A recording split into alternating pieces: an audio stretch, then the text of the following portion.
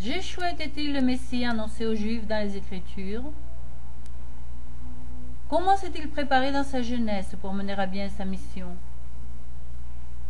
A-t-il survécu à sa crucifixion pour continuer sa mission dans d'autres terres? Marianne de Magdala a-t-elle été pour lui plus qu'une disciple? Et qu'adviendra-t-il de ses disciples, de son message et de sa descendance? Sarah est la fille de Jéshua de Nazareth, fruit de l'amour profond qui nous unissait, ta mère et moi. Et de Mariam de Magdala.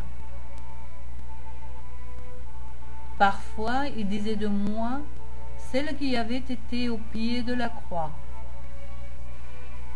Sarah est née en Palestine et a vécu dans le sud de la France. Pays peu peuplé, un endroit parfait pour nous maintenir cachés.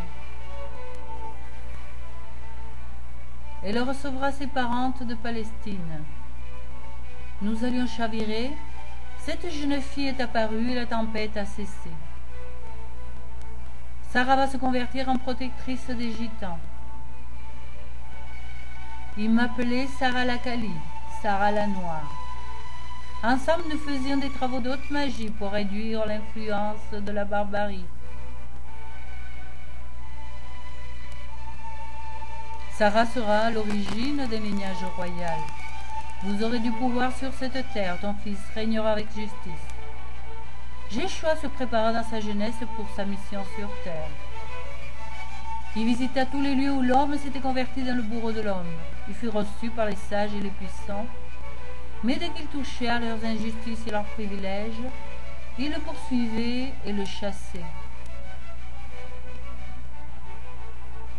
Il avait appris à se transporter en esprit, à se matérialiser à volonté, à guérir, à chasser les mauvais esprits et à dominer le corps. Jéshua fut crucifié, mais il ne mourut pas sur la croix.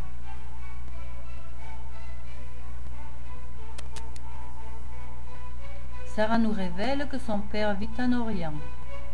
Là, j'enseigne tout ce que je sais. Je suis venu comme un frère aîné qui a parcouru un long chemin et qui œuvre avec le Père pour montrer la voie du salut et du bonheur à ses frères plus jeunes. L'élan que j'ai donné par mon discours et mon exemple ont réussi à interrompre les cycles d'ignorance et de destruction.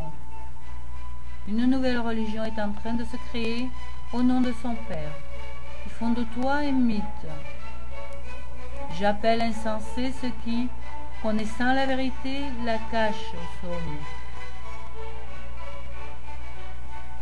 Ils disposeront d'un temps pour rectifier le message et rétablir la vérité. Mon message est clair et simple, et il est destiné à tous, sans exception. Le Père existe et vous aime infiniment, tous, sans exception ni distinction. Comme frères, aimez-vous les uns les autres, comme le Père vous aime. Et ne faites pas aux autres ce que vous n'aimerez pas qu'on vous fasse. Le Père est bon et patient, et infiniment juste, et donnera à chacun selon ses œuvres. Ta mère a été envoyée en éclaireur sur cette terre pour qu'elle apporte la lumière de l'esprit, l'énergie de l'expansion et l'expression de l'amour pour des siècles, avec tout ce que son esprit a réussi à réaliser dans la solitude de sa montagne. Elle sera vénérée comme mon apôtre et ma compagne, mais aussi comme symbole de la femme libre, généreuse, dévouée, aimante, protectrice, mystique. Et pendant des siècles, les exilés rejetés invoqueront ton nom. Et tu deviendras leur protectrice bien-aimée.